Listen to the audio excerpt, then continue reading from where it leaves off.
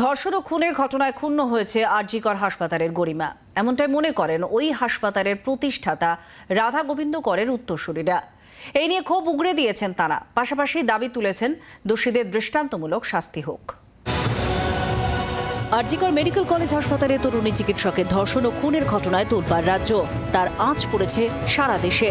কি বলছেন ওই হাসপাতালের প্রতিষ্ঠাতা রাধা গোবিন্দ করের উত্তরসূরিরা?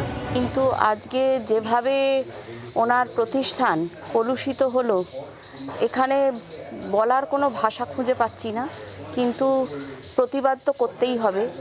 আমরা আমাদের আইনি ব্যবস্থা এবং সরকারের ওপর পুরোপুরি আস্থা রয়েছে, তো আশা করব ওনারা নিপুণভাবে এইটাকে করবেন, পরিচালনা করবেন, সব কিছুই ব্যবস্থা করবেন এবং যে প্রকৃত দোষী এখন সেইটাকে ওনাদের আর কি আমি চাইব যে কঠোর শাস্তি হোক।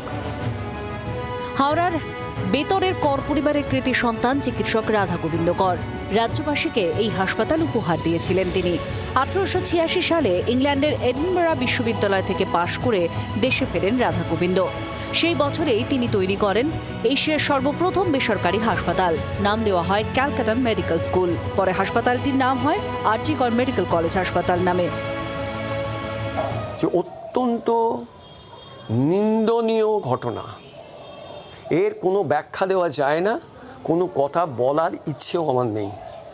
এটা এক্ষুনি বন্ধ হওয়া উচিত, ফর এভার।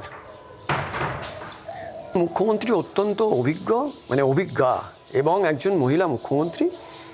আমাদের আশা এবং ভরসা যে তিনি তার যদি কোনো ভুল হয়েও থাকে সেটা শুধরে নিয়ে কাজটা করবেন। কর পরিবারের সকলেই এই কাণ্ডে জড়িতদের কঠোর শাস্তি চাইছেন। হাওড়া থেকে দেবব্রত ঘোষের রিপোর্ট, জি 24 ঘন্টা। বাংলার আওয়াজ, বাঙালির আবেগ, জি 24 ঘন্টা।